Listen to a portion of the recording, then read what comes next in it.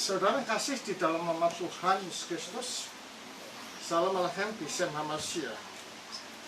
Seperti biasanya setelah kita berliturgi, kita akan melakukan bincang-bincang santai tentang teologi yang mungkin sekarang menjadi fenomena dan banyak pertanyaan dari orang banyak. Terutama orang yang mengatakan bahwa saya telah melihat Yesus, saya pernah pergi ke neraka, saya pernah berjalan-jalan bersama Roh Kudus, bersama Yesus dan lain sebagainya. Apakah pandangan-pandangan ini betul terjadi dalam gereja? Dan apakah betul bahwa yang dilihat oleh banyak orang itu betul-betul Yesus, betul-betul malaikat, betul-betul Bapa? Atau ada orang mengatakan bahwa saya telah bertamasa ke neraka, atau saya pernah melihat surga, dan lain sebagainya. Hal ini banyak dicuatkan. Bahkan ada seorang pendeta yang mengatakan bahwa dia pernah bertamasa ke neraka. Apakah itu betul di dalam ajaran Kristus? Sebagaimana kita ketahui bahwa orang yang dapat melihat Allah itu ada kriteria, itu ada standar.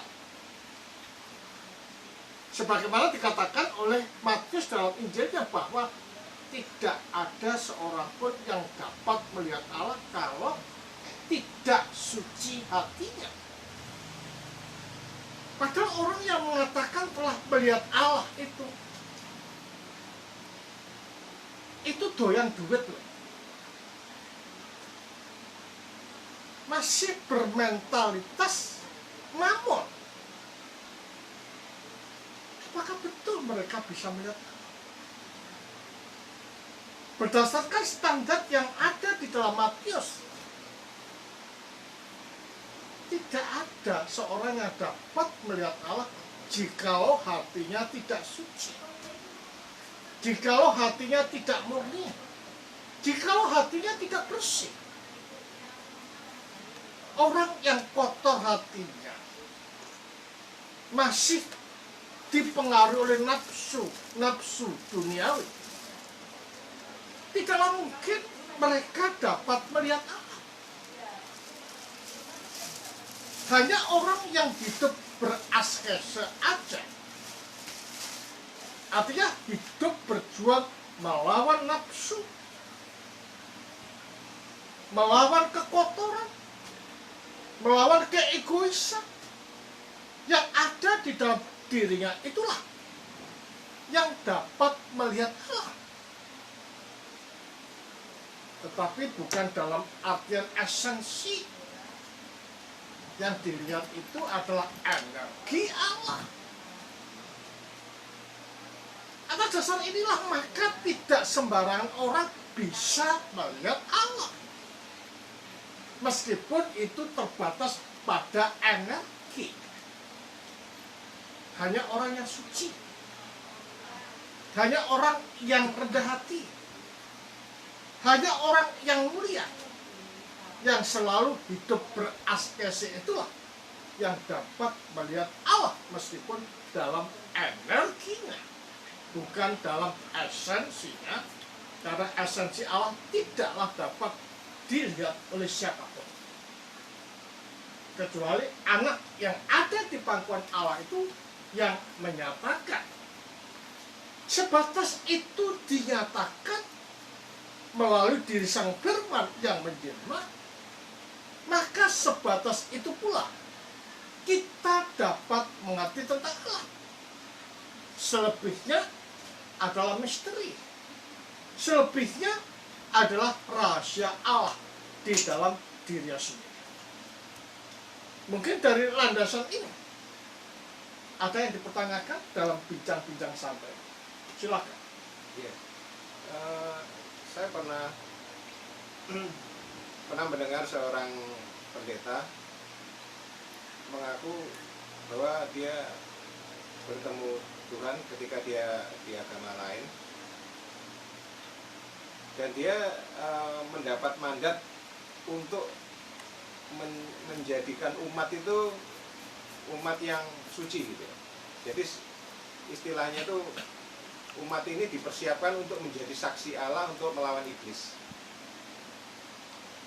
Ini adalah flash, atau saya katakan sebagai halu yang ada di dalam diri orang itu.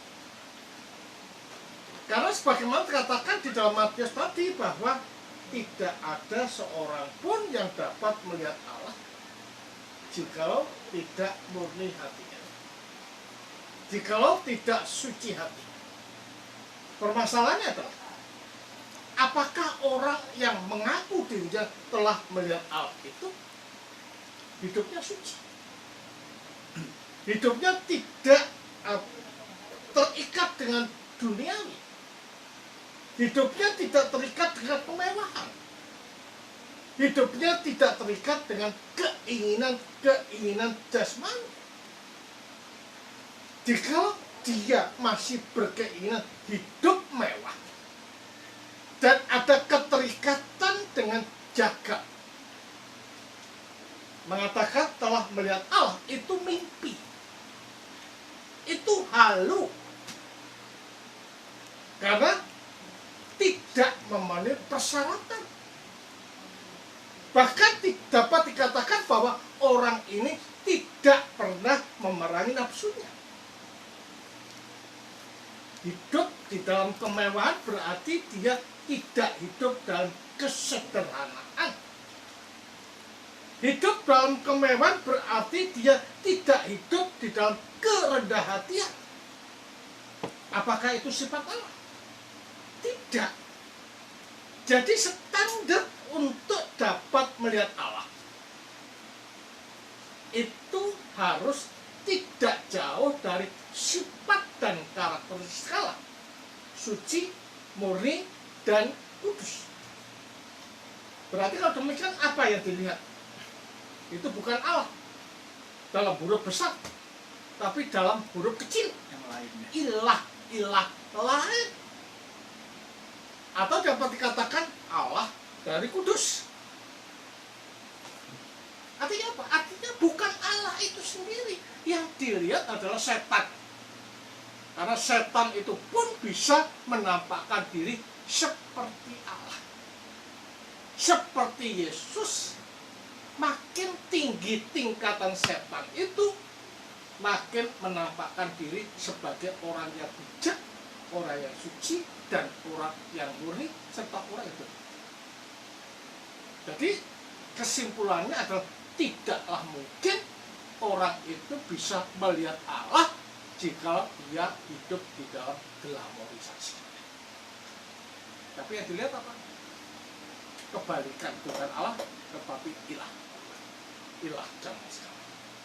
Kalau misalnya Romo, ada yang mengatakan, ya mungkin Allah tidak dapat dilihat, tetapi ada orang-orang yang bilang, saya ketemu Yesus. Nah, itu gimana Romo? Itu yang pertama. Kedua, ada hamba Tuhan yang bilang gini, manusia memang belum tentu bisa ke surga atau melihat surga, tetapi andai kata ada yang mengatakan saya ke surga dan saya melihat ada tahta Allah yang maha tinggi, warnanya putih atau kemilau seperti yang ada di dalam kitab Wahyu, ada kemungkinan dia mungkin memang pernah ke surga. Itu maksudnya mencari celah pembenaran diri atau gimana Romo? Sebenarnya itu adalah merupakan Allah di udara. Artinya ilah. Halo. Sebagaimana kita ketahui bahwa orang dapat melihat Allah paling tidak, dia telah berjuang di dalam askes. Makanya dikatakan bahwa untuk mengikuti Yesus itu harus apa? Menyangkal diri. Artinya selalu hidup beraskesa. Makanya dalam para bapak filokali mengatakan bahwa kehidupan manusia itu seperti perang kembang. Raden Arjuna masuk ke hutan dan bertemu raksasa. Masuk itu berbicara tentang batin. mengerikan di situ banyak gerombolan raksasa dan raksasi. Artinya bahwa di dalam batin terdalam, jikalau kita menyelam melalui perjuangan yang luar biasa, maka yang kita temukan adalah nafsu-nafsu yang kotor dalam kehidupan kita. Nah, kalau manusia itu belum bisa memerangi nafsu di dalam dirinya atau batin dalam dirinya yang mengerikan itu, maka yang dilihat itu bukan Allah dalam artian sebenarnya, tetapi Allah dalam huruf kecil. Kalau kita melihat di dalam Korintus, Yesus bisa menampakkan diri seperti malaikat. Ya, jahat maksudnya. Atau juga dapat menampakkan diri, ya, roh-roh setan itu menampakkan diri seperti Yesus. Jadi dia bisa menyamar. Kita saya katakan, makin tinggi tingkatan setan, makin bisa menyamar, bahkan menampakkan diri seperti Yesus, seperti Allah. Jadi yang dilihat oleh orang-orang yang mengatakan, aku melihat Yesus, tentu saja bukan Yesus. Aku melihat Allah, tentu saja bukan Allah, jika hatinya masih kotor. Makanya para bapak gereja mengatakan bahwa mengapa mereka menekankan hidup beraskesa, mengapa mereka bertapa, mengapa mereka selalu berpuasa. Tujuannya adalah kemurnian batin, dan kemurnian batin inilah yang dapat memampukan manusia melihat penampakan Allah melalui energisnya, sehingga kita tahu bahwa Allah hadir di dalam hidup kita. Jadi untuk bisa melihat Allah itu atau melihat Yesus dalam energisnya, itu juga perlu kesucian, perlu kemurnian, perlu kebersihan di dalam batin yang terdalam. Jadi jangan pernah berpikir kita melihat Allah selama kita masih terikat dengan dunia, selama kita masih mabuk dengan harta, selama kita masih mabuk dengan kemewahan. Itu nonsens. Kalau pendeta-pendeta belum beraskes telah melihat Allah, kok itu perlu diragukan. Nah, mereka masih hidup dengan keinginan seperti itu. Ya, askese dan kesucian itulah yang melandasi kita bisa melihat Allah dalam artian energi, bukan esensi. Jadi kita di dalam gereja ortodok sangat sulit untuk percaya dengan orang mengatakan melihat Allah sementara mereka masih hidup di dalam keterikatan dengan jasmani atau kemewahan.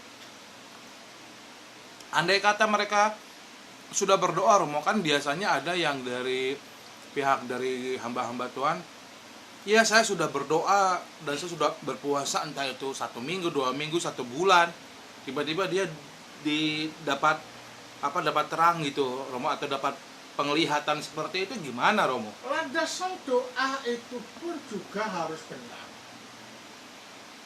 Jika landasan dan tujuan berdoa tidak benar, maka yang nampak itu bukan Allah yang benar, Yang lain berarti. Allah yang lain. Jadi landasannya ini harus benar dulu, tujuannya harus benar dulu. Nah, kalau tidak benar dan tidak seperti apa yang diajarkan oleh para bapak gereja yang tersimpan di dalam gereja, bagaimana dapat mereka bisa melihat Allah yang benar, Yesus yang benar? Yang dilihat hanyalah roh-roh di udara yang menampakkan seperti Yesus, yang menampakkan seperti Allah. Ini priles.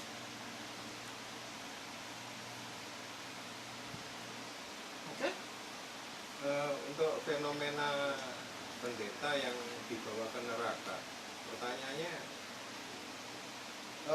neraka itu apakah seperti yang digambarkan di dalam kesaksian mereka itu? Kalau kita berbicara neraka, itu adalah bukan dalam artian yang sering digambarkan. Memang realitanya nggak ke sana. Tetapi neraka itu adalah berbicara mengenai keterputusan kita dari Allah. Nah, kalau itu berbicara mengenai keterputusan, berarti neraka itu sudah terjadi belum? Sudah, telah, sedang, dan akan. Ketika kita tidak percaya, sebenarnya kita sedang menggali neraka kita sendiri atau keterputusan. Istilahnya udah kayak orang sekolah tuh daftar gitu. Ya sudah daftar. Nah, nanti ketika Kristus datang yang kedua kali di dalam kasih, nah, sebagaimana kita ketahui bahwa Kristus itu datang dalam kasih disertai dengan kemuliaan, dan kemuliaan itu selalu digambarkan dengan apa? Dengan api atau cahaya. Nah, kedatangan Yesus itu bukan hanya kepada orang yang percaya saja, tetapi dengan orang yang tidak percaya juga. Nah, sama-sama menyambut Yesus, sama-sama mengikuti kedatangan Yesus. Yang tidak percaya bak jerami, maka pada waktu menghadapi kasih Kristus yang dilimpahkan pada mereka, yang tidak percaya terbakar. Sedangkan yang percaya itu makin dimurnikan. Nah, disitulah neraka. Artinya terbakar karena tidak tahan menyambut kedatangan Kristus yang begitu mulia. Jadi yang menghukum itu bukan Kristus, tetapi dia yang menghukum dirinya sendiri karena tidak percaya. Jadi yang memberikan hadiah itu bukan Kristus, tetapi dia yang memperoleh hadiah karena kesuciannya di dalam menyambut kemuliaan Allah ketika Kristus datang kedua kali. Ya, karena itu kalau kita berbicara neraka, telah, sedang, dan akan. Karena neraka itu adalah berbicara keterputusan, keterasingan, dan keterpisahan dari Allah yang Maha Hidup. Lalu posisi malaikat-malaikat gelap atau pengikut Lucifer itu di dalam neraka seperti apa? Apakah penyiksa? Mereka juga tersiksa? Ya, dengan sendirinya dia juga tersiksa, terputus dengan Allah. Itu juga merupakan suatu keterputusasaan. Penderitaan juga. Berarti mereka nggak menyiksa. Saya yang digambarkan pendeta-pendeta itu kan yang menyiksa itu di situ. Jadi mereka tuh tersiksa, tapi satu sisi mereka tuh juga membenci manusia. Jadi mereka tuh seakan-akan juga nyiksa manusia, tapi juga dia sendiri juga tersiksa. Dia sendiri kan juga berdosa soalnya. Tapi karena dengkinya itu kepada manusia, ya, jadi yang diberikan kepada manusia itu kedengkiannya itu yang diberikan. Nah, kedengkian itu seperti kayak penyiksaan itu bagi manusia, kebencian kan, kedengkian. Tapi satu sisi dia sendiri juga penderitaan karena terpisah dari Allah itu. Jadi sebenarnya penderitaan itu akarnya adalah sombong. Mereka kan ingin menyaingi apa? Sombong itulah akar daripada keterputusan. Karena sombong itu bukan merupakan refleksi pantul dari sifat dan karakteristik Allah. Nah, kan kalau dia mengatakan saya telah melihat Yesus, saya telah melihat Allah, saya telah berjatuh dengan Allah, itu sombong nggak? Sombong. Bagaimana orang seperti itu bisa melihat Allah? Nonsen. Itu halu. Cuman Romo, bagi mereka yang mengatakan, loh, bisa saja kita melihat seorang hamba Tuhan atau seorang jemaat bertemu dengan Allah, dan salah satu tolak ukurnya adalah ketika dia sudah melihat Allah, dia jadi rajin ke gereja, dia semakin banyak mengabarkan Injil, dia semakin hidup saleh. Nah, itu gimana, Romo? Mengabarkan Injil yang mana? Ya kan? Apakah Injil yang dikabarkan itu adalah Injil seperti yang dikabarkan oleh para rasul? Karena kalau yang ditemui itu bukan Allah dalam artian sebenarnya, pikirannya akan terkontaminasi dengan halu tadi, dengan setan tadi, sehingga yang dikabarkan adalah sesuatu yang salah. Injil yang lain. Injil yang lain seperti hanya dikatakan di dalam Galatia 1, 8, dan 9. Ingat itu, Injil yang mana? ingat itu loh bro, di Panarion berborit mengatakan melihat langit, langit keempat ada Daud, langit ketujuh ada Maria, langit ke-9 ada Yesus.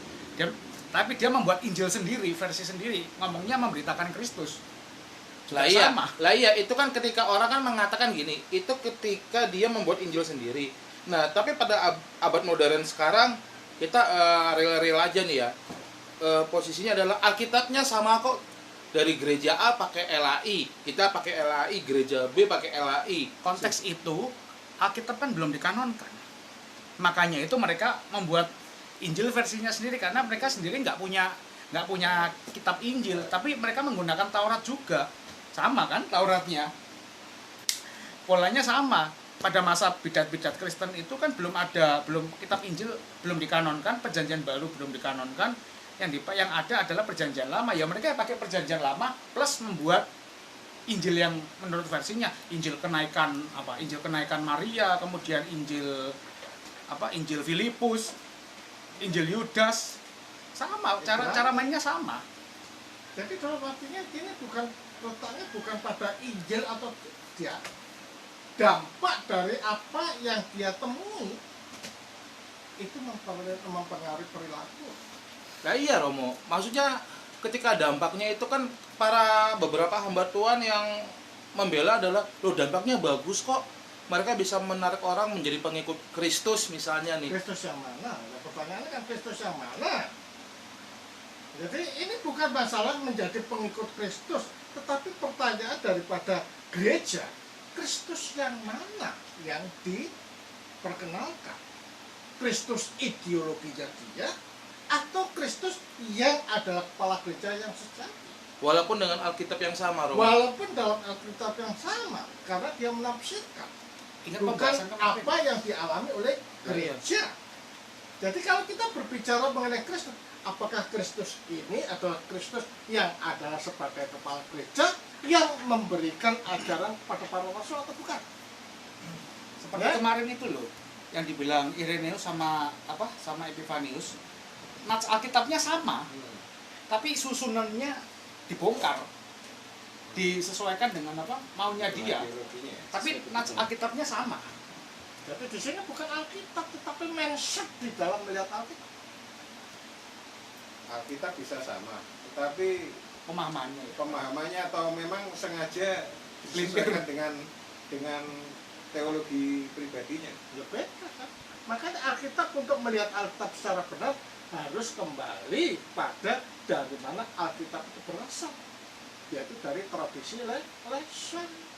Nah, kalau gitu Romo, bagaimana ketika mereka bilang, ya kok gereja ortodok bisa ya melihat Allah atau misalnya mendapatkan penampakan dari Tuhan Yesus?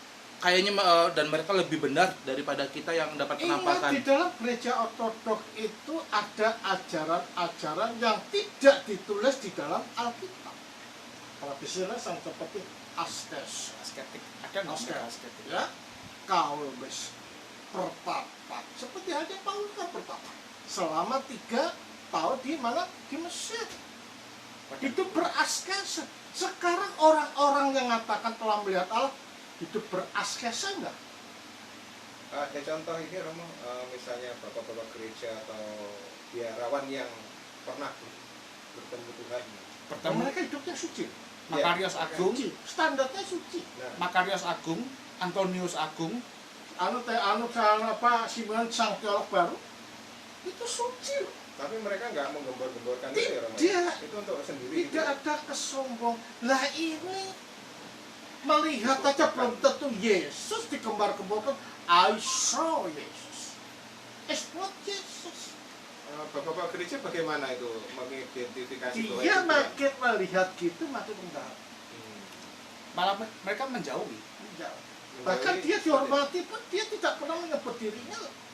Tetapi akhirnya orang lain yang menyaksikan, bukan Bapa yang melihat itu sendiri. Ini bedanya.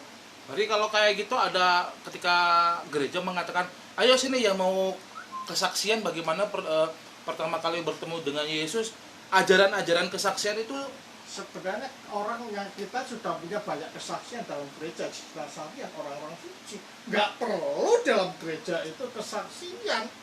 Orang yang kesaksian banyak sekali cenderung bohong, diada-adakan supaya a lot of people sias melihat itu.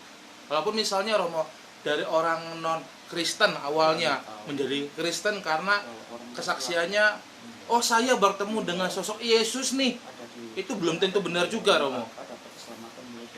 Tetapi kalau benar pun itu kan bisa melihat di dalam perubahan.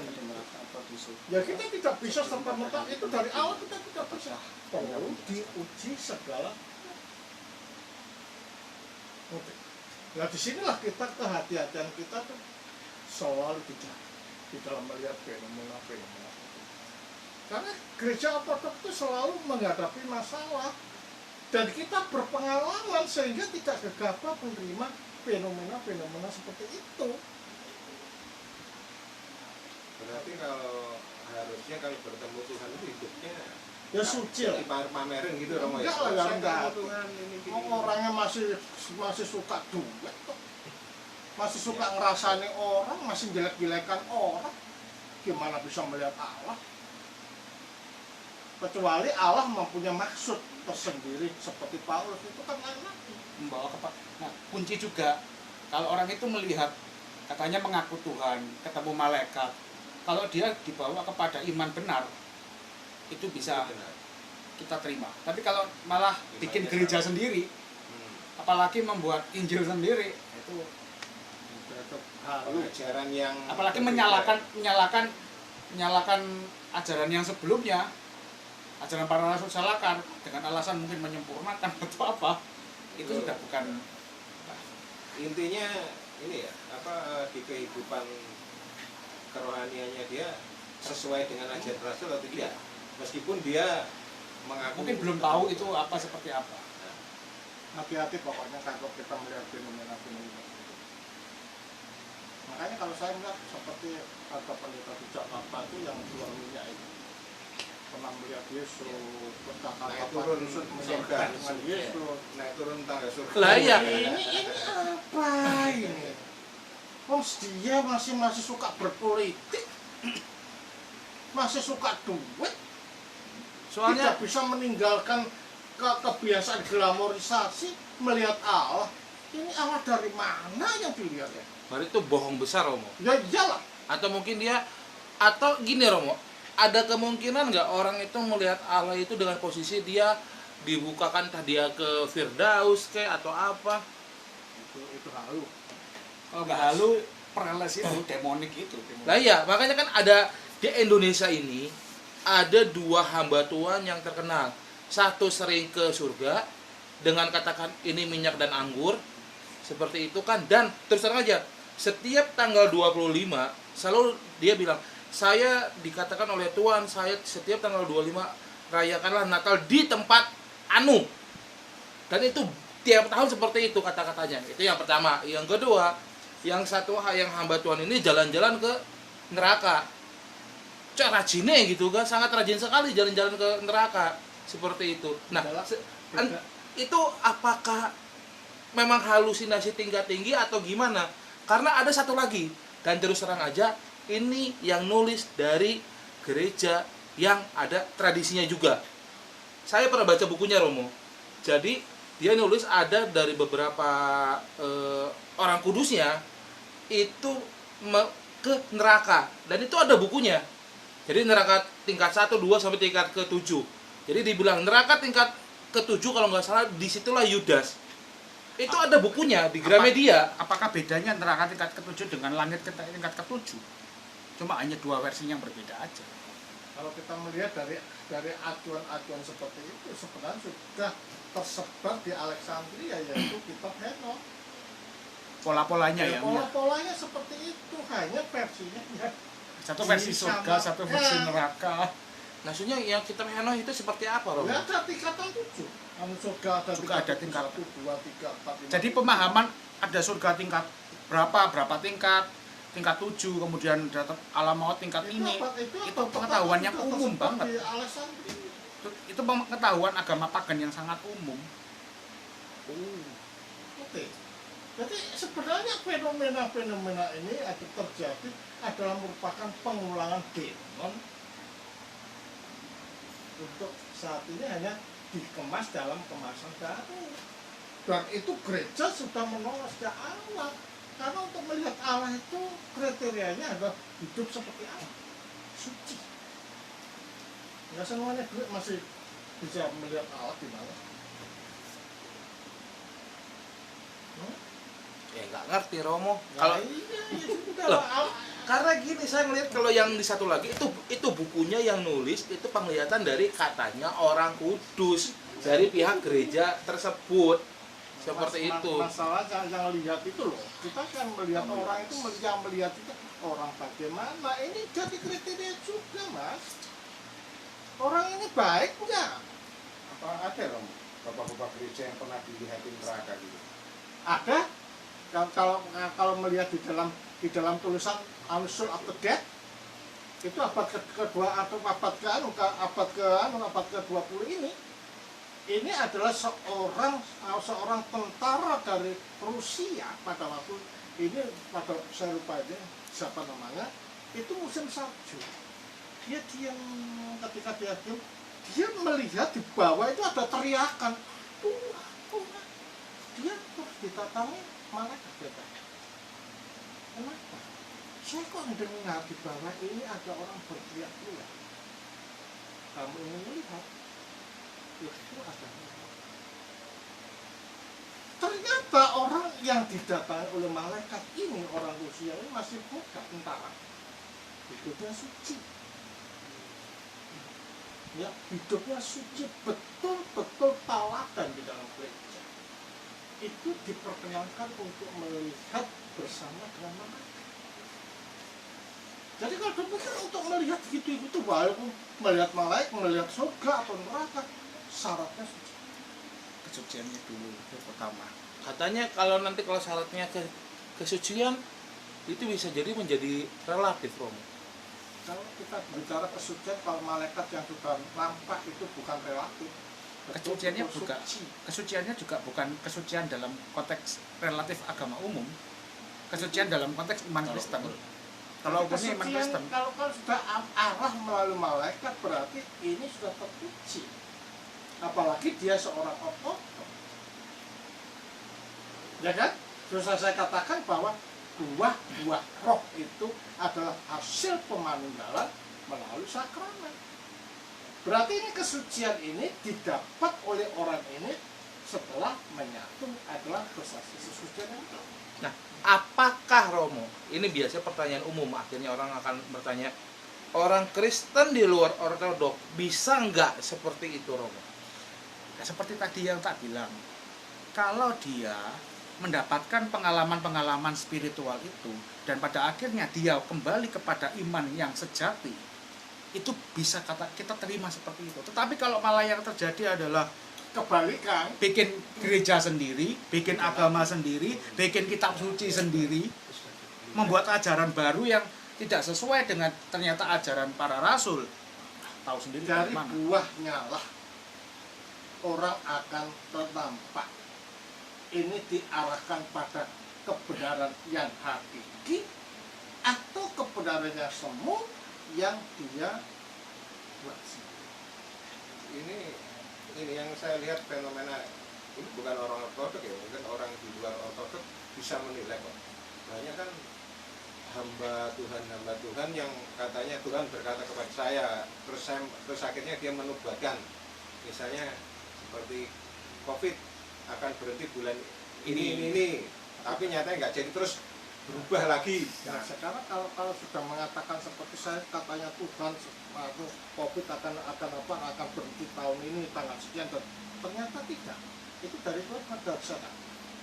Apa yang bedanya yang 1914 ngomong Tuhan Yesus akan datang lalu direvisi 1918 direvisi lagi. Jadi mereka kadang-kadang saya kalau kelihatannya mereka peramal atau dapat dikatakan dukun yang belarang itu banyak. Kok berani bernubat gitu ya? Nah iya, bahaya kan. Kadang motivasi keinginan daging kan mencari apa sesuatu supaya dikenal lah atau apa. Mungkin gini Romo, jadi dia beriman saya menubuatkan ini pasti terjadi seperti Ya, itu. itu kan kadang-kadang memaksa Allah, seperti halnya ada orang mengatakan, itu orang sana ya, dia melihat gedung tinggi, mobil banyak ditumpangi tangan, saya yakin ini akan menjadi milikku, saya yakin mobil itu akan menjadi milikku. Apakah Kristen mengajarkan keserakahan? Tujuan daripada Sang Sabda ini untuk melepaskan diri dari ikatan jasmani, walaupun jasmani bukan sesuatu yang jahat, tetapi yang terpenting adalah kerohanian, kesucian. Sebagaimana Allah suci, maka gambar yang diciptakan itu juga suci. Kembalinya ke sana. Nah, orang sekarang itu kan kembali yang difokuskan kan dojo. Sudah keblinger. Makanya kadang-kadang firman ini jadikan alat untuk cari duit di orang. Tapi orang yang seperti itu aku sentris, bukan Yesus sentris. Sudah dipikirkan sendiri. Gereja ortodoks nggak ada seperti itu. Kalau ada gereja ortodoks seperti itu, maka ditanyakan, kamu ortodoks atau tidak? Karena tujuan daripada Sang Sabda itu mengembalikan kita pada posisi sebelum manusia jatuh dalam dosa, kesucian, kemurnian, dan kemuliaan. Oke, jelas.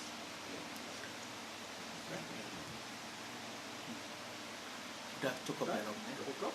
Cukup, Romo. Oke. Ya demikian kita dapat memberikan sedikit pandangan tentang Trias Tuhan.